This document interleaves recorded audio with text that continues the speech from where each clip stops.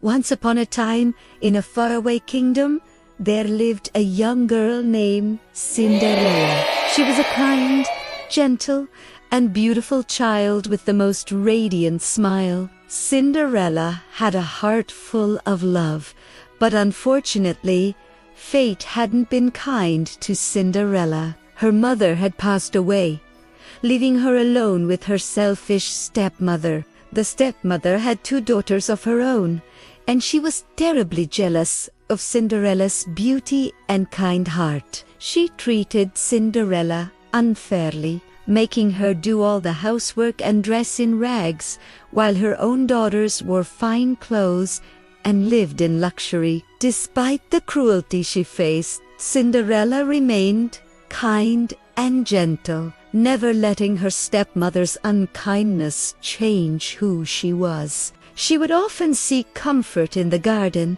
talking to the birds and the animals who had become her dearest friends. One day, the kingdom received exciting news. The prince was hosting a grand ball at the palace, and every maiden in the land was invited. Cinderella's stepsisters were overjoyed and spent weeks preparing their gowns and practicing their dance moves. Cinderella watched her stepsisters with a sad smile, hoping she might be able to attend the ball and experience a bit of the magic she had heard about in her mother's stories. But her stepmother was insistent that Cinderella would stay home and continue with her chores. The night of the ball arrived, and Cinderella was left alone in her old clothes, while her stepsisters and stepmother departed for the palace. She sat by the fireplace, tears in her eyes, wishing for just a taste of the magic her mother had told her about. Suddenly, a soft, sweet voice filled the room. It was her fairy godmother, a beautiful figure surrounded by a soft, glowing light. "Why are you crying, my dear?" the fairy godmother asked. Cinderella explained her wish to attend the ball, but how her stepmother had been unkind and refused to allow her to go. The fairy godmother smiled and said, "Don't worry, my child. You shall go to the ball." With a wave of her wand, Cinderella's rags were transformed into a stunning gown, and on her feet she wore the most delicate glass slippers that sparkled like stars. Her fairy godmother turned a pumpkin into a magnificent carriage and mice into beautiful horses, so Cinderella could travel to the palace in style. Before she left, the fairy godmother gave Cinderella a piece of advice. "Remember, my dear, the magic will only last until midnight. When the clock strikes 12, you must leave the palace and return home."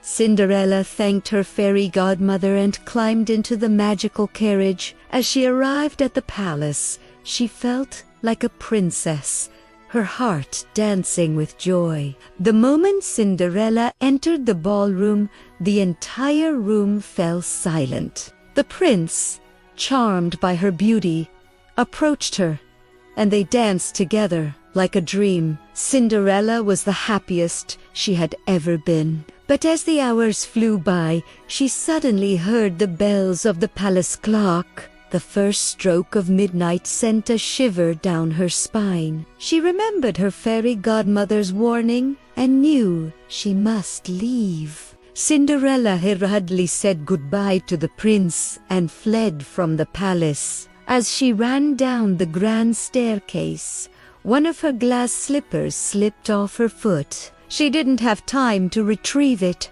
and so, with only one glass slipper, she disappeared into the night. Cinderella's beautiful gown and glass slippers turned back into rags, leaving her with only the memory of the enchanting evening she had spent at the palace. The next day, the prince was determined to find the owner of the glass slipper. He and his attendants traveled throughout the kingdom, visiting every home to see if the slipper would fit any young maiden. When they arrived at Cinderella's cottage, her stepsisters eagerly tried to fit their feet into the glass slipper, but it was too small for them, and their feet simply couldn't squeeze in. Cinderella watched, hidden from view, as her stepsisters attempted to trick the prince. Then she stepped forward and, with a hopeful heart, asked, "May I try?"